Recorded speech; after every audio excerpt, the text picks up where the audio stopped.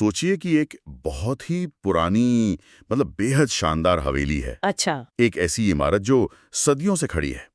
उसकी वास्तुकला की हर जगह मिसाल दी जाती है। और जो लोग उसमें रहते हैं ना, उन्हें उस हवेली के लंबे इतिहास पर, उसकी प्राचीनता पर बहुत ही ज्यादा गर्व है। बिल्कुल स्वाभाविक है। हाँ। लेकिन अब समस्या ये है कि उस हवेली की छत से अब पानी टपकने लगा है। और जब कोई ये प्रस्ताव रखता है कि यार हमें इसकी मरम्मत करनी चाहिए या कुछ नई ईंटें लगानी चाहिए, तो अचानक सब डर जाते हैं। ओह। उन्हें लगता है कि एक भी नई ईंट लगाने से या उस पुराने ढांचे को थोड़ा सा भी छेड़ने से शायद पूरी की पूरी हवेली ही ढह जाएगी। ये एक बहुत ही सटीक और गहरा चित्र है। मतलब उस हवेली के निवासी उस टपकती हुई छत के नीचे भीगना और असुविधा सहना बर्दाश्त कर लेंगे, हाँ। लेकिन उस ढांचे को छूने से घबराएंगे। हाँ। क्योंकि ढांचे को छूने का मतलब है एक ऐसी प्रक्रिया शुरू करना जिसका अंत किसी को नहीं पता। सही बात है। ये बहुत ही आरामदायक होता है कि चीजों को वैसे ही छोड़ दिया जाए जैसे वे हमेशा से रही हैं, भले ही वे अब नुकसान पहुंचा रही हों। और यही आज के हमारे विश्लेषण का मुख्य आधार है। आज हमारे सामने जो स्रोतों का एक खास स्टैक है, वो एक बहुत ही दिलचस्प और गहरे सवाल को सुलझाने के लिए जमा किया गया है। इस गहन चर्चा का उद्देश्य मुख्य रूप से ओशो के विचारों और भारतीय समाज के मनोविज्ञान से जुड़े दस्तावेजों का विश्लेषण करना है। बिल्कुल। हम ये समझने की कोशिश कर रहे हैं कि एक बेहद पुरानी सभ्यता जो अपने संस्कारों और अपनी गहरी परंपराओं के लिए पूरी दुनिया में जानी जाती है, वो अक्सर नई सोच, नए विचारों और नई जीवन शैली के बदलावों से इतनी आशंकित क्यों रहती है। ये एक बहुत बड़ा सवाल है। और हाँ, आगे बढ़ने से पहले यह स्पष्ट करना जरूरी है कि आज हम जो ओशो के विचार या सामाजिक आलोचनाएं देख रहे हैं, हमारा उद्देश्य उनका समर्थन या विरोध करना बिल्कुल नहीं है। एकदम सही। हम केवल निष्पक्ष रूप से इन स्रोतों में दी गई बातों का विश्लेषण कर रहे हैं ताकि उसके पीछे के मनोविज्ञान को समझा जा सके। ठीक है, आइए इसे गहराई से समझते हैं। क्या ये सिर्फ नया होने का डर है, या फिर ये जो हमारी परंपराएं हैं वे असल में एक प्रकार का मनोवैज्ञानिक आराम बन गई हैं। हम अपनी प्राचीनता पर गर्व तो करते हैं, पर क्या यही प्राचीनता नई सोच के लिए एक अदृश्य दीवार बन जाती है? यहाँ सबसे आकर्षक बात यह है कि अगर हम इन स्रोतों का गहराई से विश्लेषण करें तो ये सिर्फ किसी एक समाज या संस्कृति का मुद्दा नहीं रह जाता। अच्छा। हाँ, ये विशुद्ध रूप से मानव मनोविज्ञान और न्यूरोलॉजी का विषय बन जाता है। ओशो ने अपने विचारों में इस बात पर बहुत जोर दिया है कि इंसान अनिश्चितता से बहुत घबराता है। यानी जो तय नहीं है उससे डर। बिल्कुल। हमारा दिमाग इस तरह से काम करता है कि वो उस चीज को कस कर पकड़ लेना चाहता है जो जानी पहचानी है। पुरानी चीजें एक तरह का सुरक्षा का आवरण देती हैं। बदलाव का मतलब है अज्ञात का सामना करना, और अज्ञात हमेशा हमारे दिमाग के अलार्म सिस्टम को एक खतरे की घंटी की तरह महसूस होता है। ये जो आपने दिमाग के अलार्म सिस्टम की बात की, ये मुझे थोड़ा और गहराई में जाने फिर मजबूर कर रही है। मतलब स्रोतों में भी यही बताया गया है कि जो चीजें हमेशा से होती आ रही हैं, उन्हें करने में जोखिम कम लगता है। हाँ, एकदम। इसे समझने के लिए एक बहुत ही रोजमर्रा का उदाहरण लिया जा सकता है। हम सबके घर में एक ऐसी पुरानी घिसी हुई स्वेटर होती है ना? अरे हाँ, बिल्कुल होती है। वो स्वेटर अब शायद इतनी पुरानी हो गई है कि उससे ठंड भी नहीं रुकती, जगह जगह से उसके धागे निकल रहे हैं, लेकिन फिर भी हम उसे फेंकते नहीं है। बिल्कुल। जब सर्दियां आती हैं तो सबसे पहले उसी स्वेटर को पहनने का मन करता है, सिर्फ इसलिए क्योंकि वो जानी पहचानी लगती है, उसका स्पर्श एक पुरानी याद और आराम देता है। सही कहा। उन अप्रासंगिक चीजों को ही क्यों चुनता है, मैं ये सोच रहा था। क्योंकि वो पुरानी स्वेटर कोई मानसिक चुनौती पेश नहीं करती।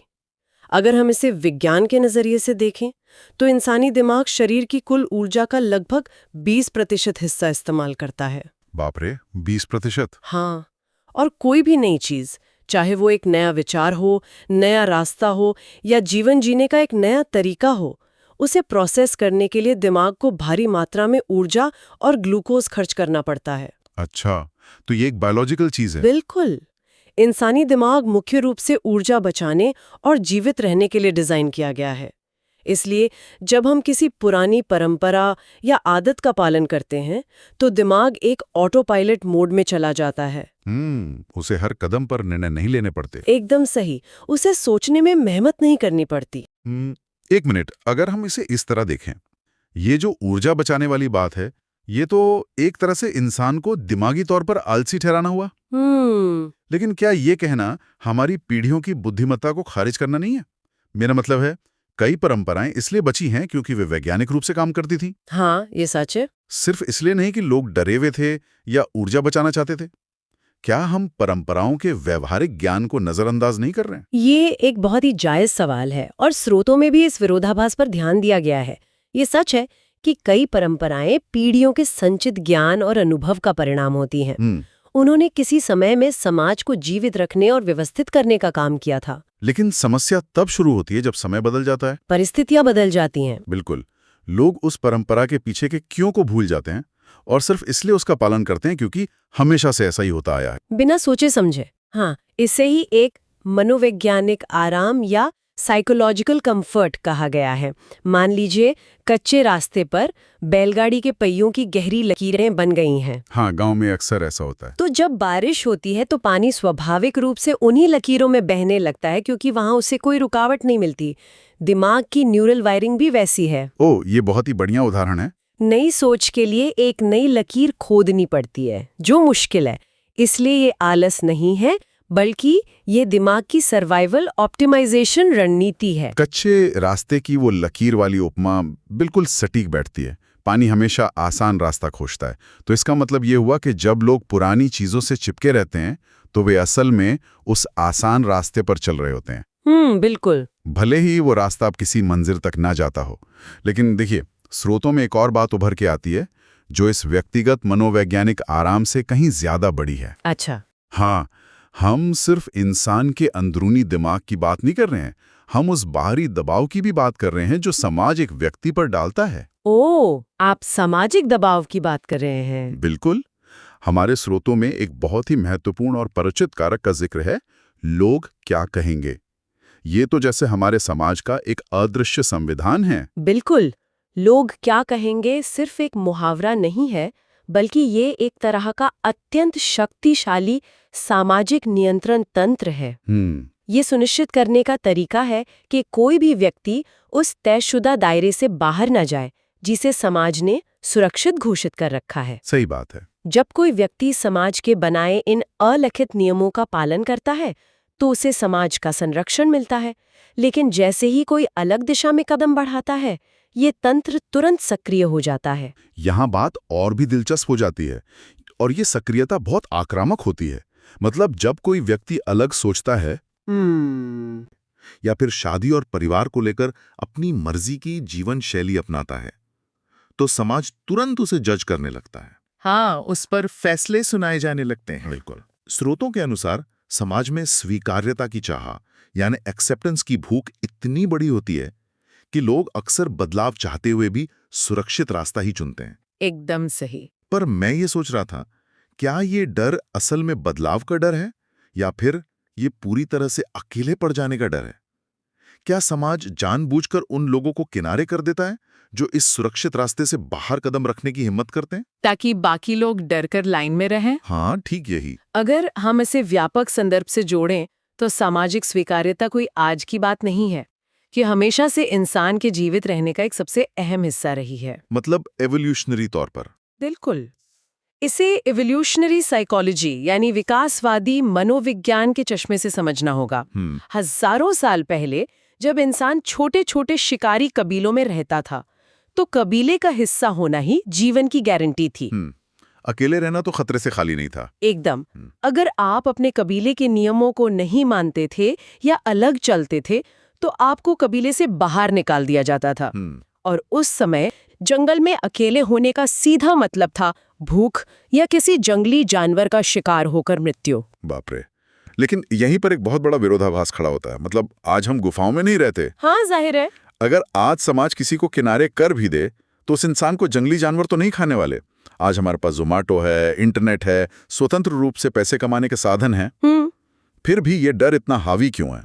हमारा दिमाग इस नई सच्चाई को क्यों नहीं समझ पा रहा है कि अब अकेले होने का मतलब मौत नहीं है? क्योंकि मानव विकास की समय सीमा को देखना होगा। हमारा दिमाग और उसका अलार्म सिस्टम, जिसे एमिगडाला कहते हैं, लाखों सालों के विकास का परिणाम है। अच्छा। उसकी वायरिंग उन जंगलों और गुफाओं में हुई है। इसके विपरीत हमारा जो आधुनिक समाज है, जहां इंटरनेट है या सुपरमार्केट है, वो तो बस कुछ 100 सालों की उपज है। तो बायोलॉजिकली हम अभी भी पीछे हैं। बिल्कुल। एवोल्यूशन इतनी तेजी से काम नहीं करता। हमारा हार्डवेयर अभी भी लाखों साल पुराना है, जबकि सॉफ्टवेयर या दुनिया बदल चुकी है। ये बहुत ही शानदार तरीका है इसे समझने का। इसलिए आज भी जब कोई व्यक्ति लोग क्या कहेंगे के डर से अपनी इच्छाओं को मारता है, तो वो अवचेतन स्तर पर उसी पुराने डर से संचालित हो रहा होता है। रोक न लेना और समूह के साथ चलना सिर्फ एक परंपरा का पालन करना नहीं है, बल्कि यह समाज से बाहर निकाले जाने से बचने की एक गहरी आदिम रणनीति बन जाती है। और समाज उन लोगों को इसलिए किनारे करता है क्योंकि एक नया विचार समाज की उस पुरानी नींव को चुनौती देता है जिसे सबने परम सत्य मान लिया है ना? एकदम सही। और जाहिर है ये चुनौती पूरी भीड़ को बेहद असुविधाजनक महसूस कराती है।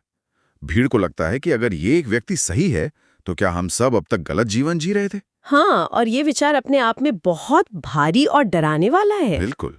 लेकिन यहीं से इस चर्चा का सबसे गंभीर और महत्वपूर्ण हिस्सा शुरू होता है।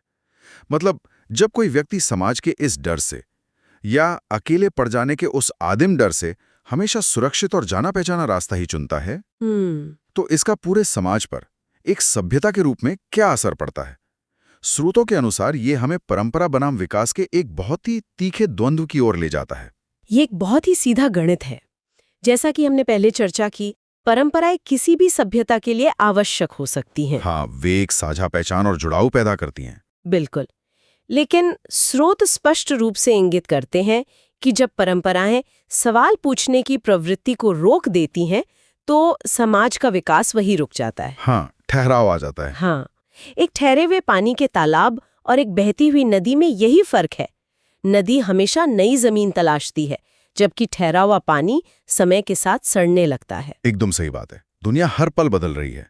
हर नई पीढ़ी के सामने जो चुनौतियां होती हैं, चाहे वो आर्थिक हों, तकनीकी हों या सामाजिक हों, वे पिछली पीढ़ी से बिल्कुल अलग होती हैं। बिल्कुल अलग। अगर चुनौतियां नई हैं, तो जाहिर है समाधान भी नए होने चाहिए।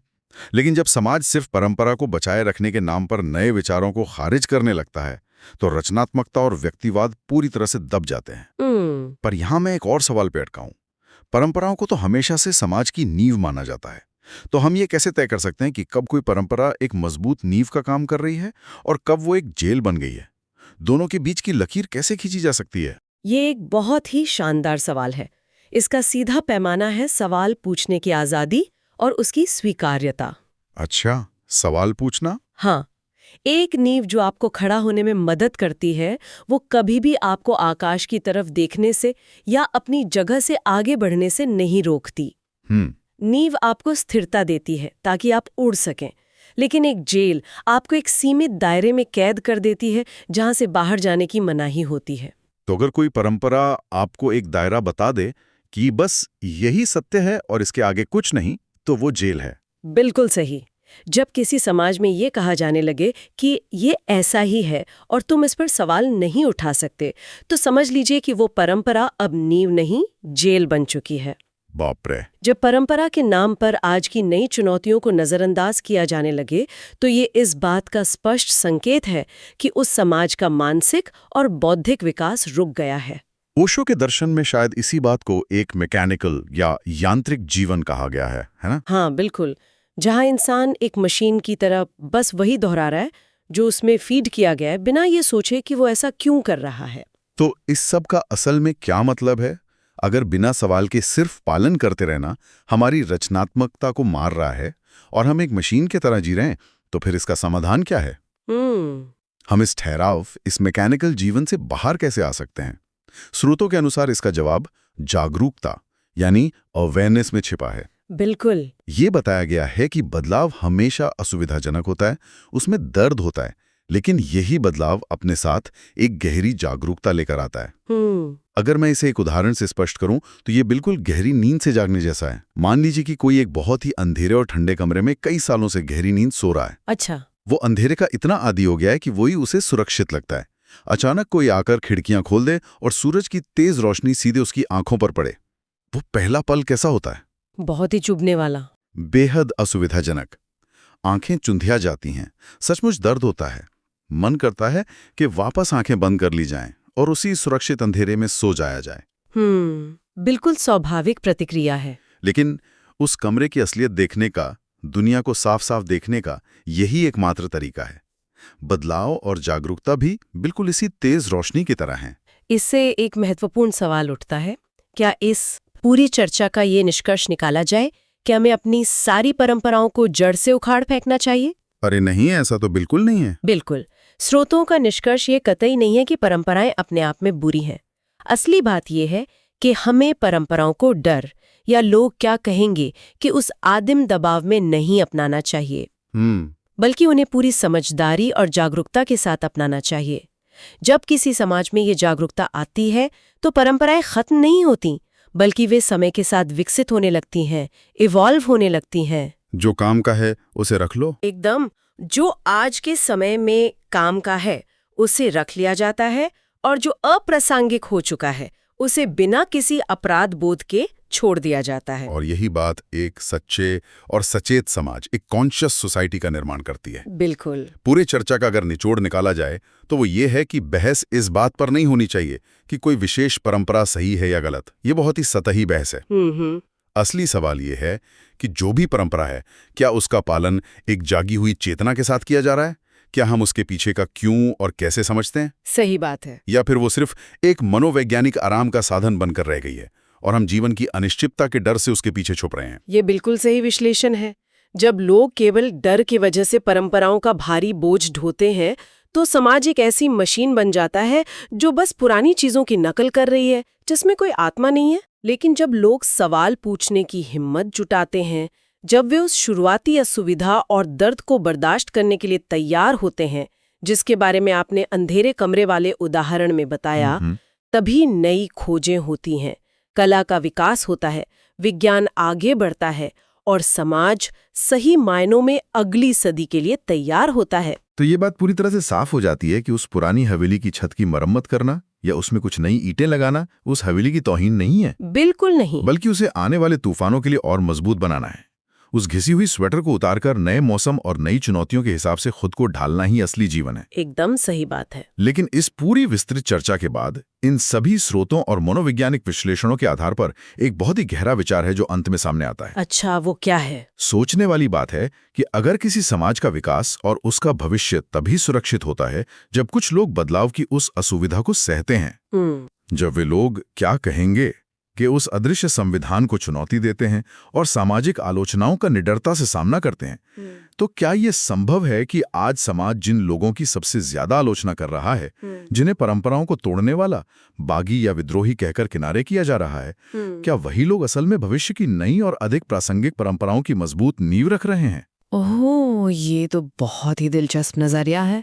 शायद जिन ईंटों को आज हवेली से बाहर निकाला जा रहा है, कल उन्हीं ईंटों से एक नया, ज्यादा सुरक्षित और ज्यादा रोशन महल बनने वाला है। ये निश्चित रूप से एक ऐसा विचार है जिस पर लंबे समय तक गहराई से विचार किया जा सकता है।